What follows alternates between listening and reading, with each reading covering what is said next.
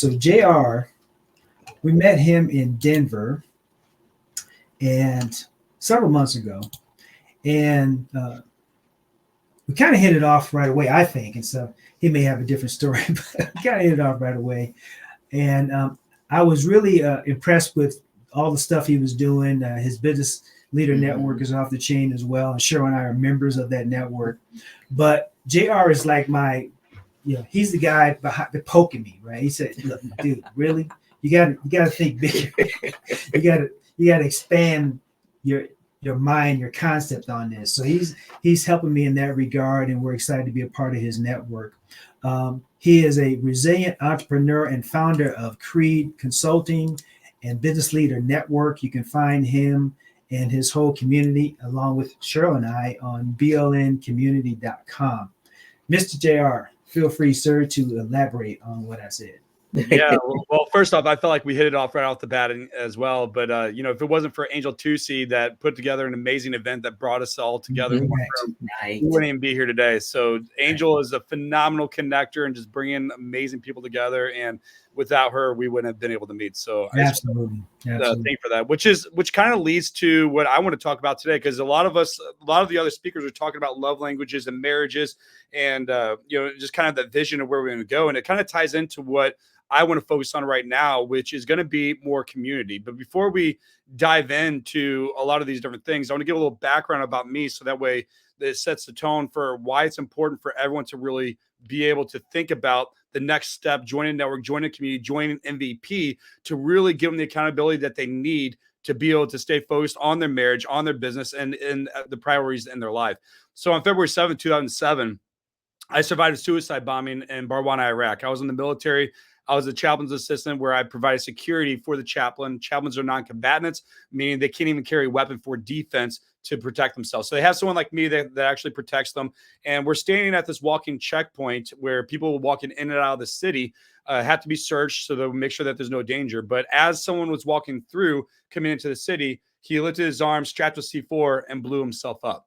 Well, at that moment, I was only standing about 6 to 7 feet away from this individual, and was thrown, left unconscious, and couldn't see to the left from right. Couldn't feel anything on the right, the whole right side of my body.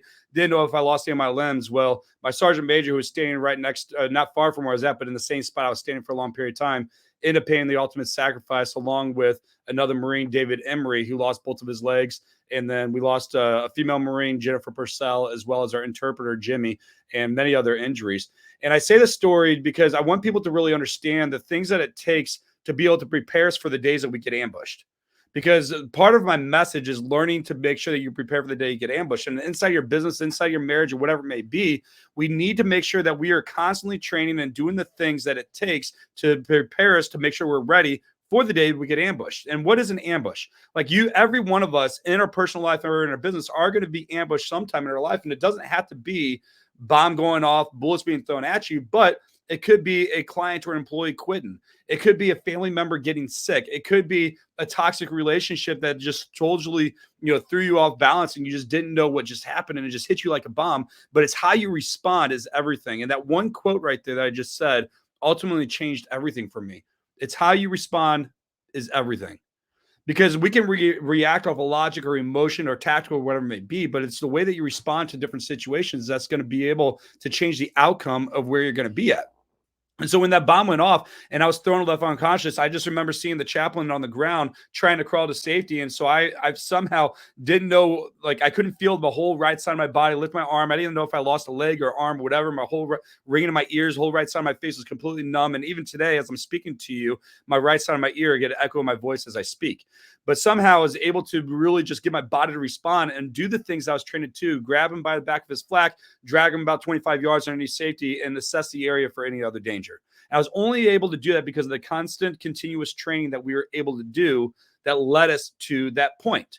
Which brings me to the next point for you guys. It doesn't matter if you're an entrepreneur or you are surviving or have a thriving marriage. We need to make sure that we are doing the steps and have the things in place that prepares us for the day that we do get ambushed. Because if you've been married for any significant period of time, we know that there's going to be a bomb that goes off, and we have to know how to react during that moment.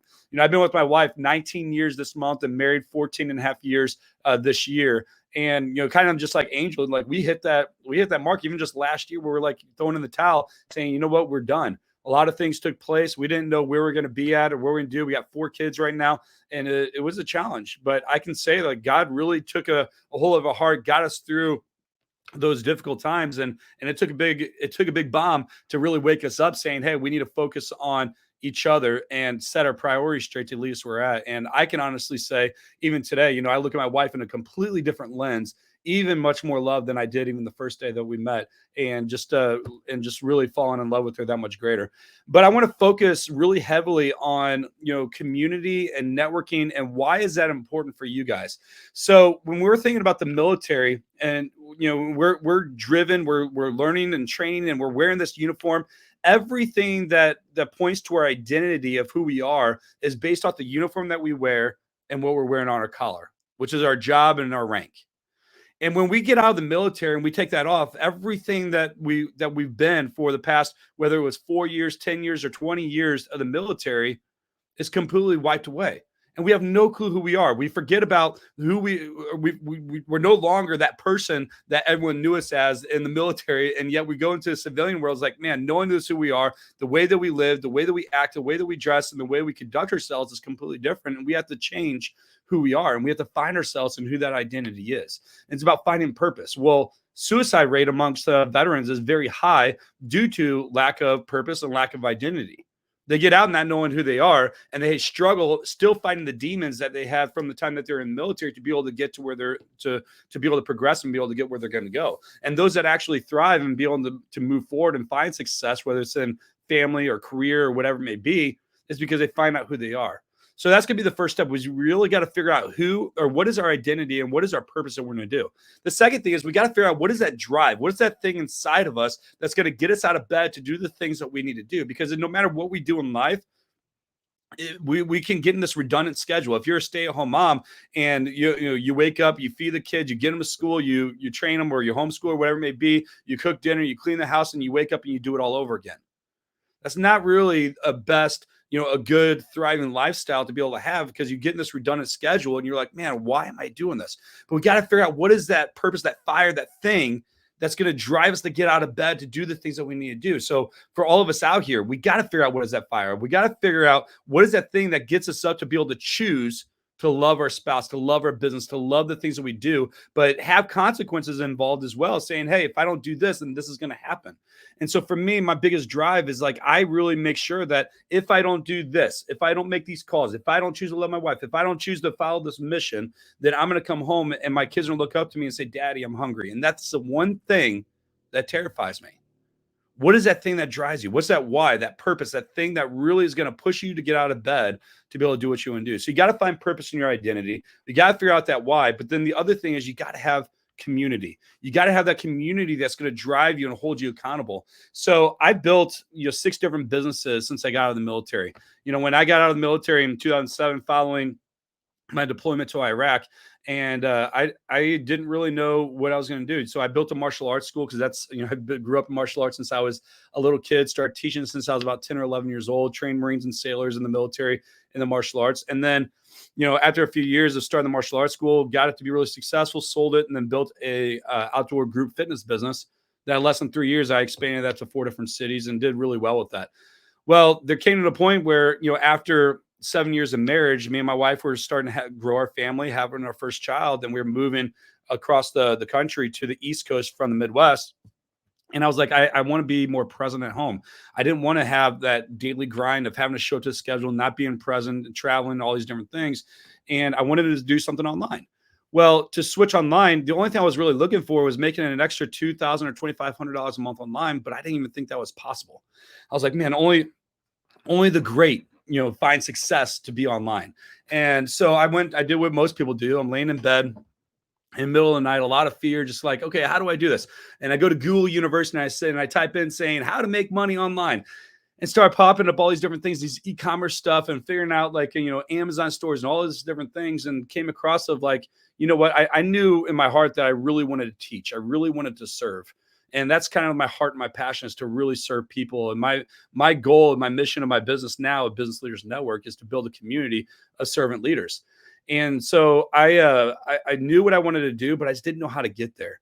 And it took me joining a mastermind group and going to an event where I was in a room full of like 300 plus, coaches and entrepreneurs that were making 10, 20, 30, 50, $100,000 a month online. I was like, man, I knew that I had the expertise and experience more than almost every person in that room.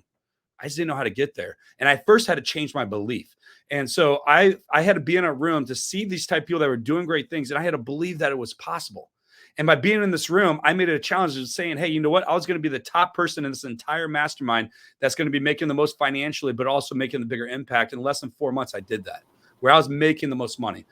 The reason why I say that, because for you guys to have continuous success inside of your businesses, you need to have a network and a community that's going to drive you guys to push you to have continuous growth. Mm-hmm. Don't fall in the trap saying, hey, you know what? I know all the tools and the resources to be able to get me there. We all do. Even as a business coach and a success coach and helping thousands of people lose weight, I still will hire a personal trainer to push me. I will still hire a business coach to push me, because we don't know what we don't know, but we also need to have those people in our corner to support us and push us, which is why I'm telling you guys, if you want to have a successful business, if you want to have a successful marriage, don't fall into the trap thinking that you know what to do, because it's not about just knowing. It's about having the people in your corner that's going to encourage you and push you guys to be able to do it, which is why I'm here to help Casper and them to be able to support the MVP program. And so for you guys, if you're like, hey, I want to take it to the next level, make sure you get plugged in, make sure you join a network, make sure you join a community, find that purpose, find the community, and get plugged in, because that's going to be the next step for you guys to really have a thriving marriage and a thriving business and to go forward. Amen. Amen. Thank you, JR. I appreciate you. And we actually have a new Facebook group exclusively, for our MVPs. We're going to be announcing here in just a second. Thank you, JR. I appreciate you. Thank you.